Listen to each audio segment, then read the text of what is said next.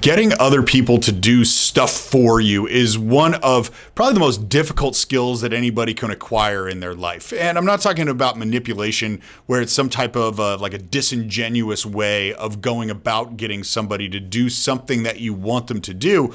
I'm talking about persuasion. I'm talking about influence, the ways that you can actually make somebody feel good about doing the things that you want them to do for you. I want to talk to you guys today specifically about how I've figured out how to do this. And like so many things, everything in our life is connected. Actually got what I'm going to share with you guys today as a reminder that triggered me from a conversation I had in business years ago with one I had with my parenting coach last week. So my wife and I go see a parenting coach now about every 3 months. We used to go every week because we really needed to figure out how to get our kids to do more of the things that we wanted them to do without having to yell at them. We hated that, and we needed to figure out how to get them to do all these things that we wanted them to do. So we went to the parenting coach, and here's this interesting thing. The first thing she had us do was she had us go behind one of those one-way mirrors like they've got when you're doing a police lineup. Not that I've ever been in one, but that's what I've seen in movies. And she had us play with our kids on one side. She had an earpiece in my ear or in my wife's ear, just talking to us about what we were going to do. She was directing the play. And then later she would come in and coach us and tell us everything that we did wrong. The first thing she pointed out to me was, do you notice that you corrected your kids every time they made a mistake, but you never once praised them for doing the right thing, whether you asked them to do it or whether they just decided to do it on their own? You never once praised them for that. And I started thinking about this and I thought, wait a second, that's interesting. I mean, you mean I have to tell them that it was good that they didn't put their thumb up their butt? Because I just expected that to be the case. And she said, well, you got to praise them for everything that they're doing. And then this got reinforced. I was watching a baseball game a couple weeks ago. A public service announcement of all things comes on in the commercial. And it says, give your kids 3 praises for each correction. It's going to build self-confidence. It's going to boost them. And that's the connection between business and parenting. I thought about my employees in that moment. How often do I praise them for their accomplishments versus the times when I correct them for their behaviors? I know I've worked for other people in the past. I mean, this was a while ago, but I did work for other companies and other people in my entire arc of my professional career. And as I look back on it, there was very few times that I received praise for doing the things well that were just generally expected to be done. I remember when I was a television news reporter, they would never come in and praise me. Our news director, that was the boss of reporters and anchors and everybody. When I would create a good package that everybody else agreed was a good package, which is the thing that you watch on the news, a 90-second clip, and I would never get the praise for it. He would never come in and say, hey, that was great. But he would correct me every single time I got an interview wrong or I said the words the wrong way in the video package that was going to be aired. Same thing when it came to my professional career when I was working for other people is I could have the biggest producing entity in the organization. And even though they were happy with me working there, it was very rare that I would receive praise for what I do.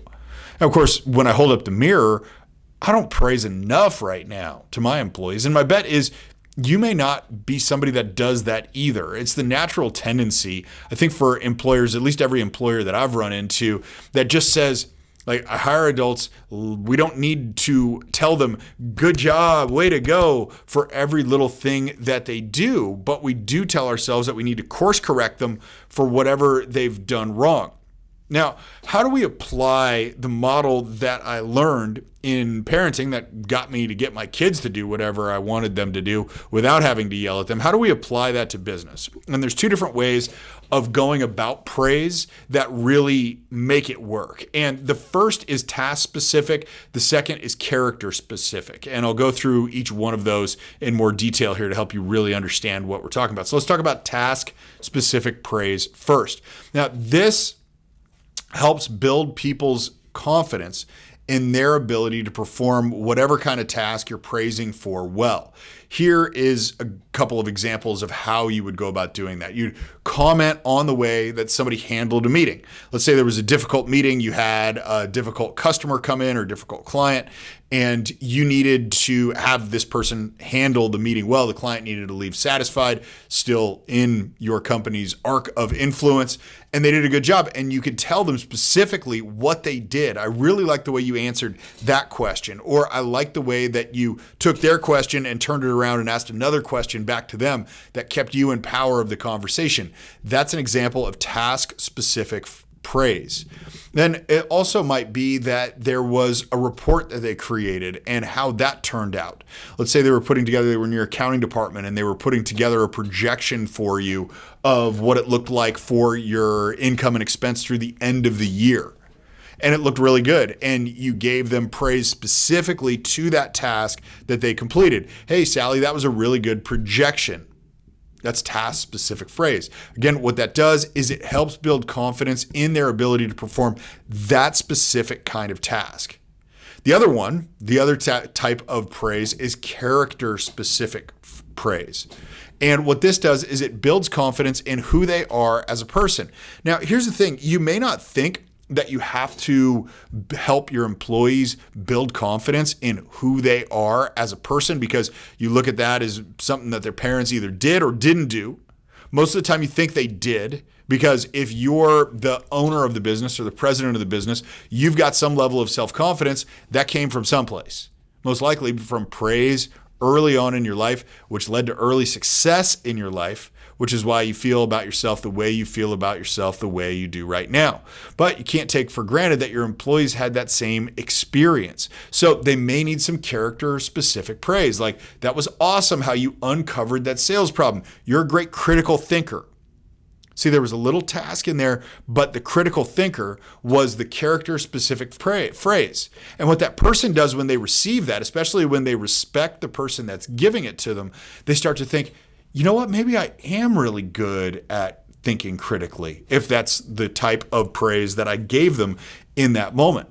Or I like to see you pitching in on that proposal. You're a really important part of this team.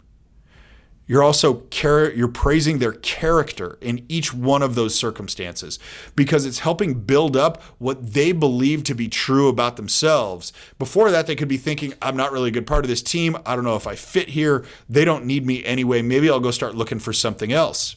Even though you as the owner or the boss or whatever your role is, never really considered that they weren't good at what they were doing. But because you didn't say anything, they had a negative connotation of who they are and their own contributions without any types of praise. Now, there's a third way you could do this, which is a combination of both of them. You crushed it on that pitch. You're a great presenter. What have I told you? I've told you task specific. You did a great job on that pitch. I've also told you character specific. You are a great presenter, meaning that it's not just that pitch. It's any pitch or anything that we need to present that I think you would be good at. Those types of praise help. Now, you might think that it's not critically important to do this. You may think that, especially in the business context. These are adults we're dealing with here, right?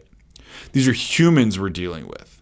If you have children and all you ever do is correct their behaviors that you don't like, you just get more bad behaviors. I've learned this very painfully over the last 11 years, and we've started to correct that now. Same exact thing happens, though, inside a business. If all you do is correct behaviors and you never praise the ones that you like and the good ones, well, you know exactly how that ends. So again, don't assume that your adults that work for you got praise when they were younger and have any level of self-confidence. They probably need a lot of those character-specific traits and praises that will help them believe in themselves at a higher level. And the kicker for you as the business owner or as the president is that you end up getting them to perform better and do the things that you want them to do without really too much effort beyond that.